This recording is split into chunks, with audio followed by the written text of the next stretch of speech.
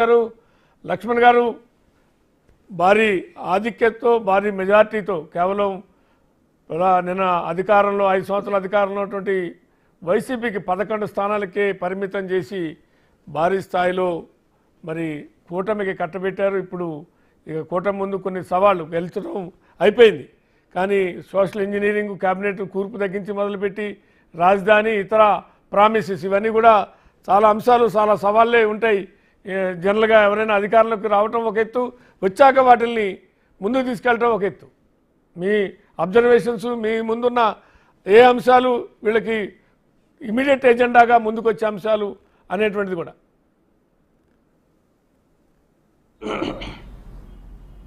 లక్ష్మణ్ గారు కదా, లక్ష్మణ్ గారు ప్లీజ్ కంటిన్యూ. మంత్రివర్గము అది చాలా ముఖ్యమైన అంశం. ఇప్పుడు మరి 164 మంది శాసనసభ్యులు, 21 మంది జనసేన ఉన్నారు, 8 మంది బీజేపీ ఉన్నారు, మిగిలిన వాళ్ళు తెలుగుదేశం ఉన్నారు. అసలు తెలుగుదేశంలోనే ఎంతో మంది ఆశ పెట్టుకొని లేదా వీళ్ళు కూడా మాట ఇచ్చి ఉండేటువంటి పరిస్థితిలో కనిపిస్తుంది. కానీ లిమిట్ మనకు తెలుసు 15%.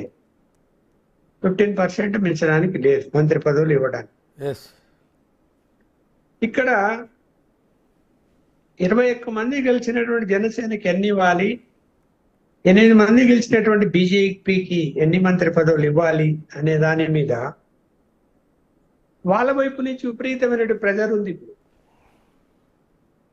మీరు అన్నట్టు ఇందాక మన వివరాలు చెప్పిన దాంట్లో బీజేపీ 3 అడుగుతున్నారని, 3 అడిగే అవకాశం ఉంది. కాకపోతే ఏంటంటే సెంట్రల్లో మరి 16 మంది ఎంపీలు ఉంటే 2 ఇచ్చారు కాబట్టి మరి ఇక్కడ కూడా అదే ఫార్ములా అనుసరిస్తామంటే దానికి అంగీకరించే ఉంటారు. ఈ పార్టీకి 2కైనా అవకాశం అయితే ఇక్కడ ఇవ్వాలి. మరి జనసేనకు 4 ఇస్తారా 5 ఇస్తారా అనేది చూసుకుంటే మరి తెలుగుదేశం యొక్క ఒత్తిడిని తట్టుకొని చంద్రబాబు నాయుడు గారు ఎలా ముందుకు వెళ్తారు, చాలా ప్రెజర్ అయితే ఉంటది.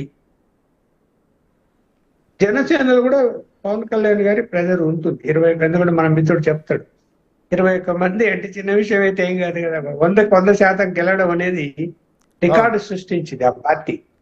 వాళ్ళ పార్లమెంట్ 2 సీట్లు గెలిచారు, 21కి 21 గెలిచారు. మరి వాళ్ళకి చాలా న్యాయం చేయాల్సిన అవసరం కూడా ఉంది.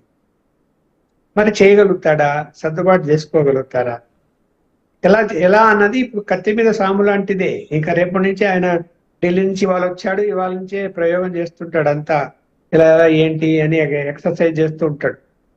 అయినా ఇందులో సామాజిక న్యాయం కూడా జరగాలి. కాలం మారింది, తన ఇష్టం వచ్చినట్టు చేస్తామంటే కుదరదు. ఇప్పుడు సెంట్రల్లో కూడా చాలా జాగ్రత్తగా అడుగులు వేశారు కదా. మరి ఇప్పుడు 27 మందికి బీసీలకు అవకాశం ఇచ్చారు, 10 మంది ఎస్సీలకు ఇచ్చారు, 5 మంది ఎస్టీలకు ఇచ్చారు, 5 మంది మైనార్టీలకు ఇచ్చారు.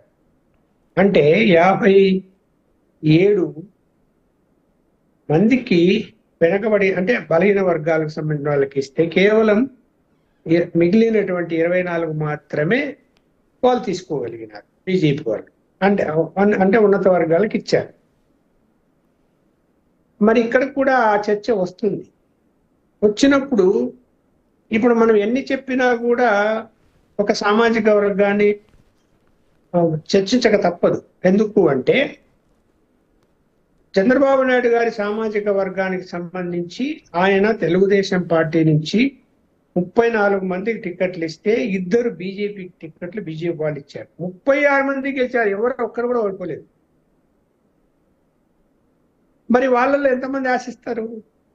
మరి ఆయన అదే సామాజిక వర్గం కాబట్టి మరి ఆయనకు బంధువులు చుట్టాలు బాలకృష్ణ మరి తన కుమారుడు గెలిచాడు, మరి కుటుంబం ఉంది ఒకవైపు, మరి మరి బీజేపీ నుంచి కూడా గెలిచిన వాళ్ళల్లో 2 ఆ సామాజిక నుంచి గెలిచిన వాళ్ళు ఆశిస్తున్నారు.